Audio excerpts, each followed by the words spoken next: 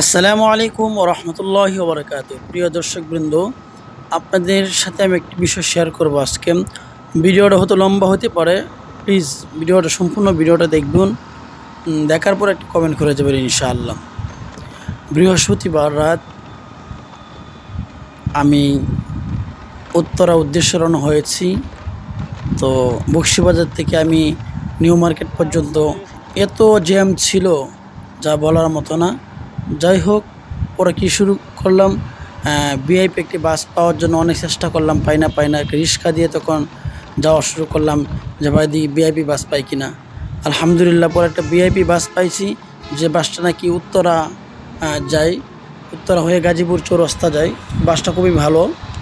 সুতরাং সে বাসার উদ্দেশ্যে আমি রওনা হয়েছিলাম। তো বাসের মধ্যে উঠলাম, কিছুক্ষণ যাওয়ার পরেই বলতেছে বাস আর যাবে না। তখন তো আমি প্যারাশিন হয়ে গেলাম, রাত্রে বাজে প্রায় 12টা। এখন কোথায় যাব, নাকি বাসায় এসে পড়বো। আমি যেহেতু উত্তরা উদ্দেশ্যে রওনা হয়েছি, তো আমি চেষ্টা করলাম দেখি কিভাবে যাওয়া যায়। তো আমি দাঁড়িয়ে আছি, আমার সাথে আমার এক ভাই ছিল, বলতে উনিও উত্তরা যাবে, চকবাজারে ব্যবসা আছে ওনার। তখন উনি বললো যে হুজুর চলেন আমরা একসাথে চলে যাই। তখন কীভাবে যাওয়া যায় সিএনজিতে জিজ্ঞাসা করলাম। সিএনজি অনেক টাকা ভাড়া, প্রায় 600 টাকা মতো ভাড়া চাচ্ছে। এখন কি করি, আমরা কিভাবে যেতে হবে এই চিন্তায় এই প্যারাশানি আছি আমরা দুজন। যেহেতু বৃহস্পতিবার রাত্রে অনেক জ্যামের মধ্যে থাকবো।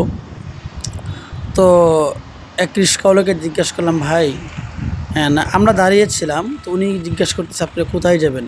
তা আমি বললাম যে ভাই আমরা অনেক দূরে যাব, আপনি যেতে পারবেন না। উনি বলল, ভাই আপনি কোথায় যাবেন সেটা বলেন, আমি ইনশাল্লাহ চেষ্টা করব। আমাকে সাইডে, ভাই আপনি কী বললেন, আমরা যাব অনেক দূর। উনি বলতেছে বারবার জিজ্ঞাসা, আপনি কোথায় যাবেন বলেন। তো আমি জিজ্ঞাসা করলাম আপনি যেতে পারবেন। উনি বললো হ্যাঁ অবশ্যই পারবো। তো আমি অবাক হয়ে গেলাম, কি ভাই এত দূরে কীভাবে আপনি যাবেন। আমি বললাম যে ভাই আমি উত্তরা যাব, আজমপুর।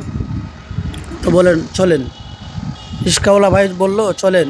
তখন আমরা কি করলাম, মানে দুজন মানুষ মানে কেমন জানি মনের মধ্যে লাগতেছি, এত দূরে কীভাবে যাবো রিক্সা দিয়া, কখনো যাই নাই রিক্সা দিয়া, আর হাইওয়ে রোড মধ্যে, এত মেন রোডের মধ্যে দিয়ে কীভাবে যাব। তখন আসলে আমরা প্যারাশানি হয়েছিলাম, কীভাবে কী করব না করব চিন্তা করতেছি, এবং দুজন মিলে ভাবতেছি। তো যাই হোক, অবশেষে আমরা রিক্সার মধ্যে উঠলাম। এই রিক্সাওয়ালা ভাইকেই আমরা ঠিক করে ফেললাম। আসলে দেখুন হেলিকপ্টারের মতো ভাই চালাচ্ছে। আমার তো খুব ভয় লাগতেছিল, ভাই কীভাবে রিক্সা চালাইতেছি রে ভাই। রাস্তার মাঝখান দিয়ে একবার সাইডে দিয়ে একবার, মাঝখান দিয়ে একবার। আমার মনে হচ্ছে আমি তো রিক্সা আমাদের উঠি নাই, আমি হেলিকপ্টারে উঠে গেছি। যাই হোক আলহামদুলিল্লাহ সুন্দরভাবেই এই ভাইটা আমাদেরকে উত্তরা পর্যন্ত পৌঁছিয়ে দিয়েছেন। অসংখ্য ধন্যবাদ ভাইকে জানিয়েছি।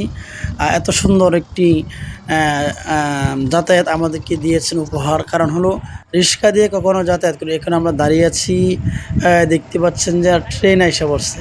তো আমরা কিছুক্ষণ দাঁড়িয়েছিলাম, এখন কি করা যায় চিন্তা করতেছি।